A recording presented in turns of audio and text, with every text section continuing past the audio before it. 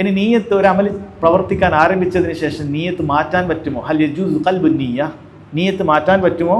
പണ്ഡിതന്മാർ പറയുന്നത് അത് പാടില്ല എന്ന്. ഉദാഹരണത്തിന് ഒരാൾ അസർ നിസ്കരിക്കാൻ കയറിയപ്പോൾ ലുഹറ എന്നുള്ള നിയത്തിലാണ് അയാൾ ഉണ്ടായിരുന്നത്. ലുഹറ എന്നുള്ള നിയത്തിലുണ്ടായത്. പകുതി എത്തിയപ്പോൾ മനസ്സിലായി, സമയം നോക്കി ക്ലോക്ക് കണ്ടു 4:05.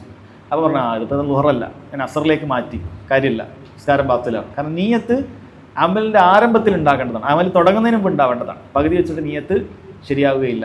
അപ്പോൾ എന്താ ചെയ്യേണ്ടത്? കൈ അഴിക്കണം, മാറ്റി നിസ്കരിക്കണം. അത് നമ്മൾ നേരത്തെ പറഞ്ഞു, വസ്വാസിൻ്റെ ആവശ്യമില്ല.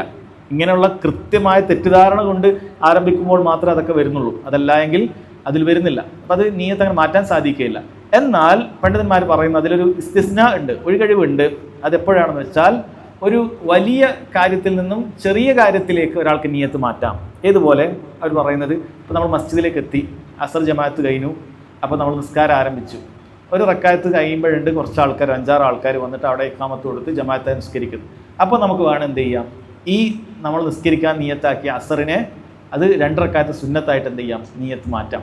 എന്നിട്ട് നമ്മൾ വേഗം ഒന്നുകിൽ സമയമുണ്ടെങ്കിൽ വേഗം 2 റക്കായത്ത് പൂർത്തിയാക്കുക, അല്ലെങ്കിൽ സുന്നത്തായി അപ്പോൾ നമുക്ക് എന്ത് ചെയ്യാം, കൈ അഴിക്കാം. എന്നിട്ട് ഇവരോടൊപ്പം എന്ത് ചെയ്യാം, ജമാഅത്തിൽ പങ്കെടുക്കാം. അങ്ങനെയുള്ള കാര്യത്തിന്, വലിയ കാര്യത്തിന് ചെറുതിലേക്ക് അങ്ങനെ എന്ത് ചെയ്യാൻ പറ്റും, അങ്ങനെ നീയത്ത് മാറ്റാൻ പറ്റും എന്നാണ് പറയുന്നത്.